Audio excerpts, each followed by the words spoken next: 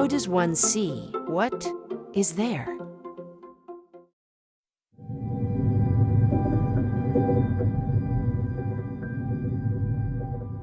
The first day, my mind is like a jumping bean on a hot pan. What I am going to do, what I am going to see, what I. In a few days, I settle down into a routine, get up hours before sunrise, walk and photograph until dark. In a week, I am lonely. I wish I had someone to talk with. In 2 weeks, I talk with myself.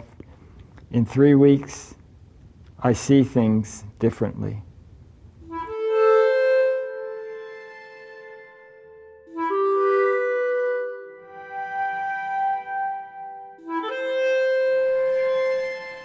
Sometimes we look for things that are the realm of maybe dreams and magic that are beyond our normal everyday. And Sierra San Luis is kind of the crossroads of both. It's this understated little mountain range that has somehow always been at the center of things and is where I ended up after a long journey of trying to find some vestige of a wild place along the border.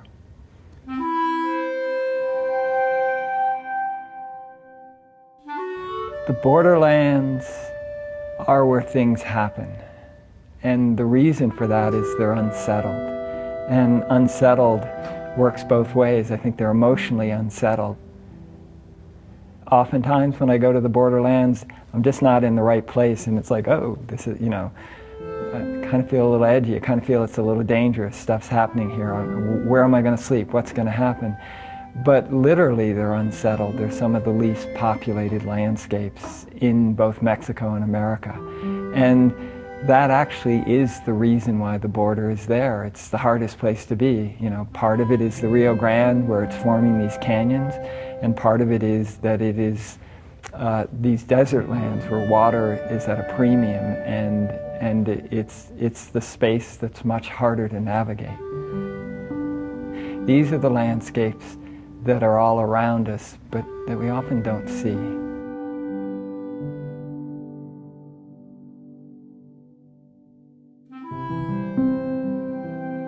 Part of what I'm wound up in is that initial discovery and learning. So it may be more about learning to see than seeing that interests me. Something like the Sierra San Luis is that it's a tale that's not yet told. It's what it'll be in the future is still in flux. The Sierra Madres and the Rocky Mountains begin and end there. Both the Sonoran and Chihuahuan Desert. One side is the Sonoran Desert, the other side's Chihuahua. All these things are coming together within the mountains.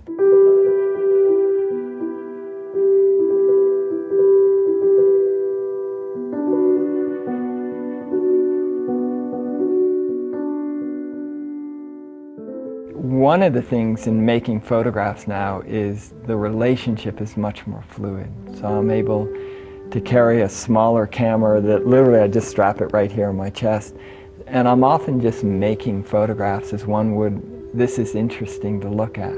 Sometimes I do apply an editorial that I've learned, like, oh, this would make a good photograph. But there are reasons you make photographs, and one is to share experience with friends is something we do.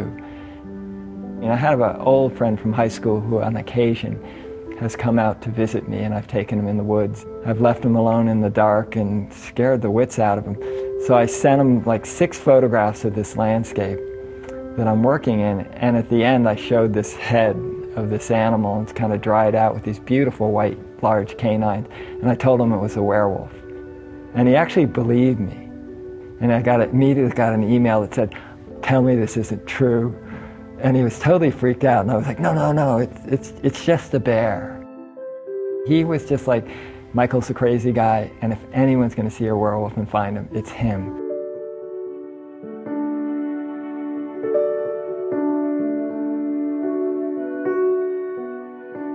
Something that I don't do as much as really is that thing when you step back and look at the landscape. You give perspective. As I often forget to do that, because that's not how you walk through a landscape. You're not looking around at the, oh, what a beautiful mountains. You're like, I don't want to step on a cactus, I don't want to step on a snake. So often I think my photographs are inclined to reflect like looking at the ground is really the first and foremost thing. But there is something more formal for me about stepping back and what is this place. I know what I'm looking for is a healthy ecosystem. It's that simple, and it's the thing I can never find.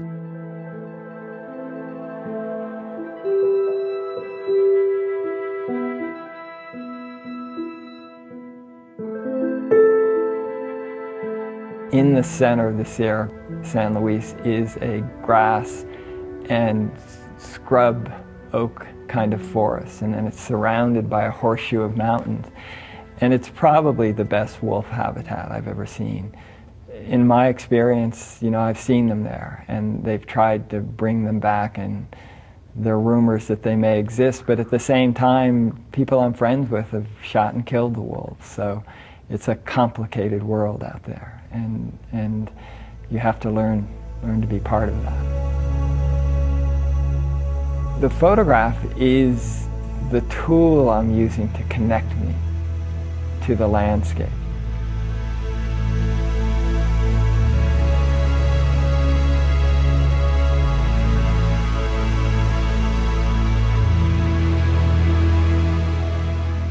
Often the things that are most important to us don't exist in the structure of conscious thought where you're doing something like what language does, where you go from one idea to another idea in a coherent way.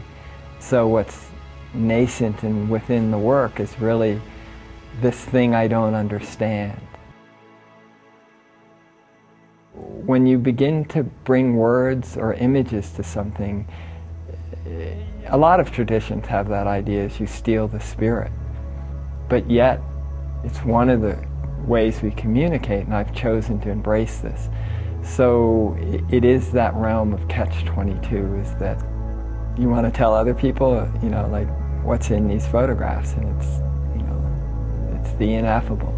It's the thing I can never see. It's the thing I can never speak to. I'm talking about the way humans see these landscapes, and these landscapes are inhabited by a broad spectrum of life, and we're only one little part of that. How do you see what's there?